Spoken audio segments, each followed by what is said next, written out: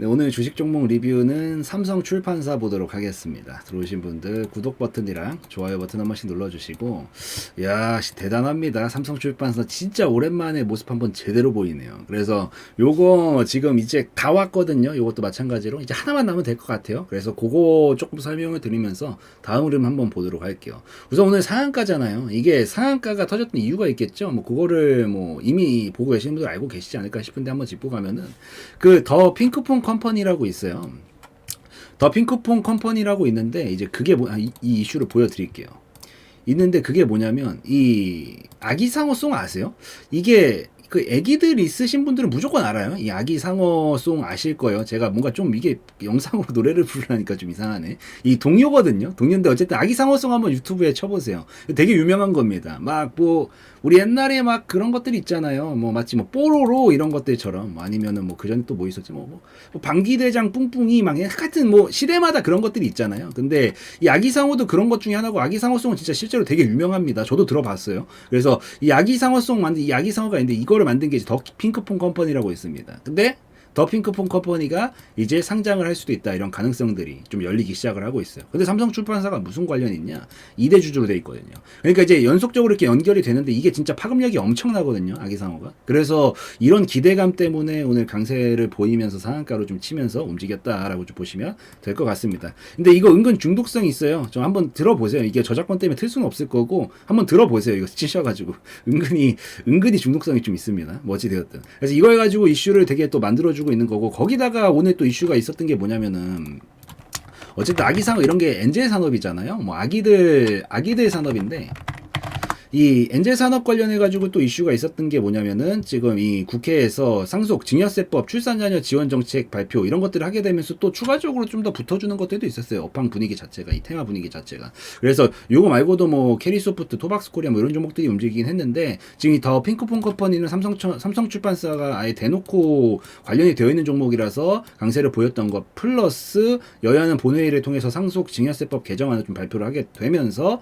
이 뭐 조금 더 읽어볼게요. 그냥 읽어 본 김에. 부모가 자녀에게 10년간 5천만 원까지 비과세로 물려줄 수 있지만, 앞으로는 혼인 시점을 기준으로 전후로 2년씩 총 4년 내에 부모가 자녀에게 추가로 1억 원을 비과세 증여하는 것을 이제 허용을 하게 되다 보니까 이런 엔젤 산업들이 당연히 뜨거워질 수밖에 없겠죠. 부각을 받을 수밖에 없겠죠. 아무래도 부담감이 좀 더 줄어들 수도 있으니까. 그래서 이런 부분들을 같이 부각받으면서 지금 삼성출판사가 상한가를 친 거다라고 보시면 될 것 같아요.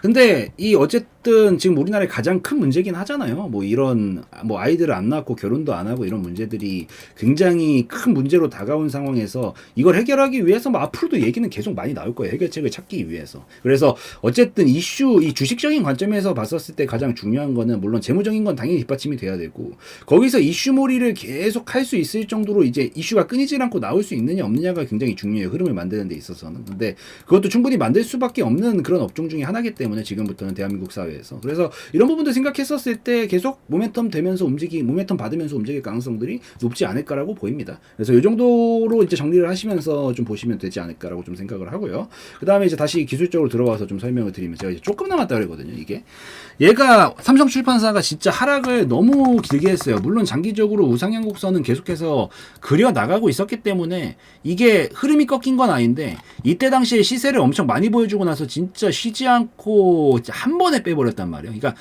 중간에 뭔가 이렇게 반등 나오는 이런 그림이 없어요. 지금 그냥 한 번에 뺐어. 2021년도서부터 지금까지 진짜 들고 있다라고 하면은 머리털 진짜로 다 뽑힙니다, 진짜로 이런 종목들은. 그래서 하락을 굉장히 깊게 해가지고 아마 들고 있었다라고 하면은 자포자기 심정으로 좀 보고 있었을 수도 있겠다라고 생각을 하지만, 결국에는 뭐예요? 우상향 곡선을 제가 항상 그리는 걸 하자라고 하는 이유는, 그래도 결국엔 우상향 곡선이 끝까지 살아남습니다. 근데 이 끝에서 우상향 곡선의 가장 하단선까지 터치를 하고 지금 뭐예요?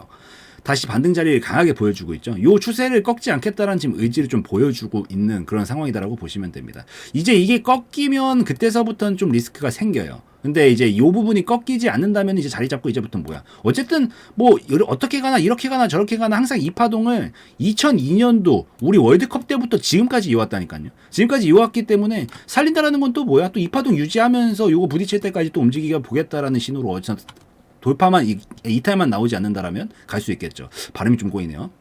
어찌 되었든. 그래서 이 자리에서 저점을 이제 잡아주느냐 못 잡아주느냐가 굉장히 중요한 포인트다라고 보시면 됩니다. 근데 이제 제가 조금만 더 나오면 좋겠다라고 얘기를 했던 이유는 뭐냐면 큰 흐름은 이렇게 우상향 곡선을 계속 그리면서 가고 있는 시점이거든요. 근데 이제 단기 흐름은 최근에 어땠어요? 하락 파동을 이렇게 태우면서 오고 있었죠. 단기적으로는. 그래서 이제 요 하락 추세도 돌파를 해줬어요. 오늘 상한가로 치면서. 오늘 이 정도 상한가다라고 하면은 이 내일 뭐 야간에 미증시가 미친 듯이 폭락만 나오지 않는다라 그러면 뭐 충분히 갭상승 띄우고 시작할 가능성이 높겠죠.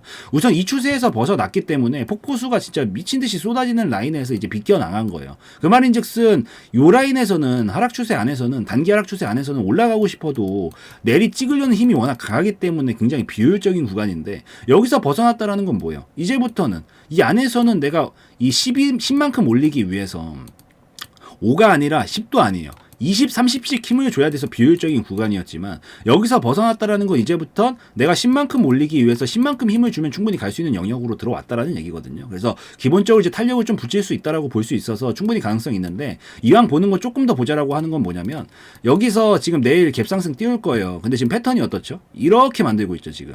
여기서 이 확실히 저점을 좀 잡았다라고 볼 수 있는 패턴들이 몇 가지가 있어요. 가장 대표적인 패턴으로 이미 차트를 어느 정도 보셨다면 이해는 하고 계시겠지만 이렇게 이중바닥형 종가 돌파 패턴 뭐 이런 게 나올 수도 있고요. 아니면 뭐 삼중바닥형 종가 돌파 패턴 아니면은 이렇게 박스권 돌파 패턴 이런 게 나와줘야 됩니다. 여기서 중요한 포인트는 종가로 무조건 돌파를 해줘야 돼요. 양봉 종가로 무조건 돌파를 해줘야 됩니다. 이게 안 나면 아무 의미가 없어요.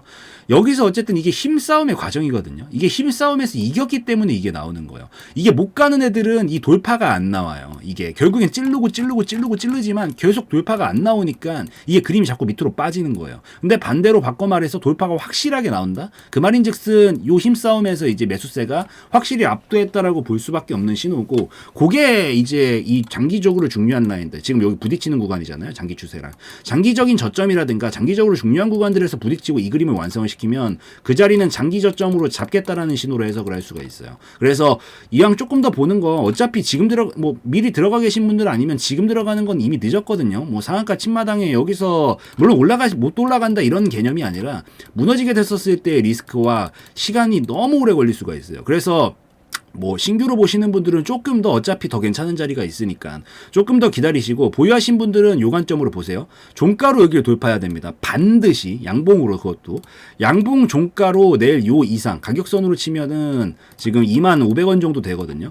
25,500원 이상 종가로 돌파를 시키고 마무리를 치면 여기는 자리를 잡겠다라는 신호입니다. 그리고 이제부터는 이런 식으로 그림을 그리면서 결국에는 아까 봤었던 이 큰 시세로 시간이 걸리더라도 이제 넘어가겠다라는 신호로 볼 수 있으니까 반드시 좀 기다리시면서 여기서 종가 돌파 확실히 나오나 지켜보시고요. 뭐 점상으로 가게 된다라고 하면 이제 보유자분들 입장에서 좋은 거고 혹시나 뭐 안 나온다라고 하더라도 이따 타점 설명드릴게요. 그래서 요거 반드시 체크하셔라. 네, 매우 중요합니다 정말로. 그래서 요거 반드시 체크하시고 목표 라인은 잡으면요. 우선 단기적인 목표가는 제가 봤었을 때 어차피 지금 이 정도 파동이잖아요. 여기서 만들고 있는 게 종가 돌파하고 넘어가면 이 정도 파동은 우선 1차적으로 올릴 거예요. 1차적으로 바로 갈 가능성도 있어요. 뭐 점상 치면서 바로 갈 가능성도 물론 있는데 우선 넘어가면 3만 원 정도까지는 가능성이 열립니다. 우선 1차적으로. 여기서 이렇게까지는 솔직하게 애매하고요. 여기 정도까지는 3만 원 정도까지는 충분히 도달시킬 수 있어요. 이 힘만 폭발적으로 터뜨려도 이 정도까지는 갈 수 있습니다. 그래서 만약에 요 자리 돌파가 종가상 확실히 나오면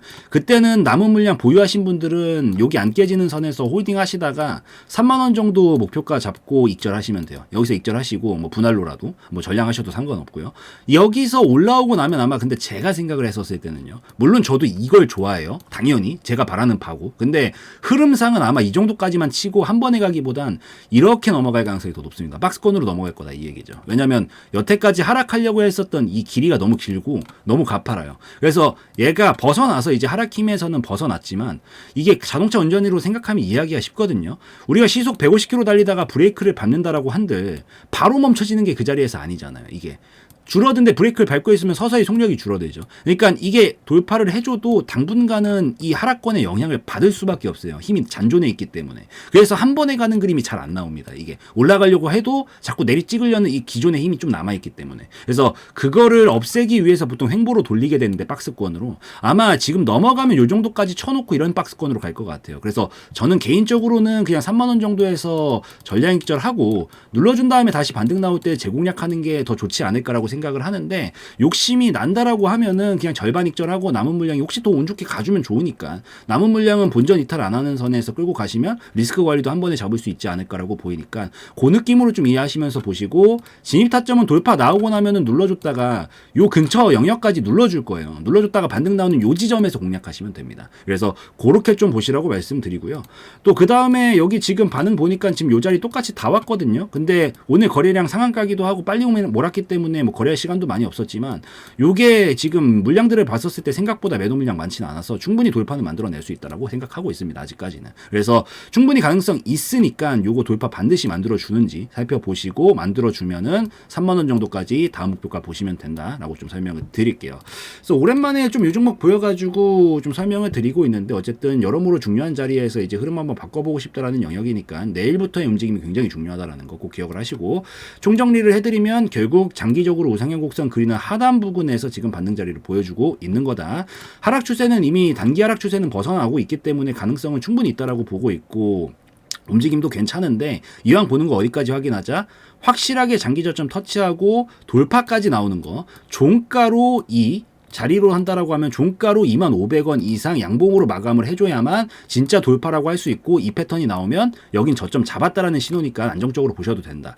넘어가고 나면 다음 볼 수 있는 목표가는 이 정도 파동만큼 만들어 놨기 때문에 이 정도 넘어간다는 관점으로 봤었을 때 3만원 정도 영역까지가 다음 목표가가 될 가능성이 높으니까 여기 익절 자리 보고 계시면 되고요. 보유하신 분들은 여기 이상 한 번에 가는 건 저도 바라지만 아마 쉽지 않을 거예요. 여태까지 하락했었던 폭이라는 게 있기 때문에 보통 한 번엔 잘 못 올라가고 박스권으로 넘겨요. 그래서 넘어가면 이 정도 큰 박스를 그려 나가겠다는 소리를 해석을 하시고 전략익절하고 나중에 눌러줬다가 반등 나올 때 재공략하는 게 좀 더 좋은 방식이 될 수 있다. 효율적인 방식이 될 수 있다. 기억을 하시면서 보시면 좋을 것 같습니다. 그래서 이런 느낌이죠. 이런 느낌이에요. 여기서 떨어지고 한 번에 가는 게 아니라 왔다 갔다 하다가 이렇게 넘기고 간다고요. 그래서 그런 느낌 이해하시면서 보셔라 라고 좀 말씀을 드리고 마무리 짓도록 하겠습니다. 자, 이 정도면 충분한 것 같으니까 마무리 짓는 걸로 하고요. 오늘 영상에서의 내용은 저의 개인적인 견해였으므로 참고용으로만 보시라고 말씀드리고 마무리 짓도록 하겠습니다.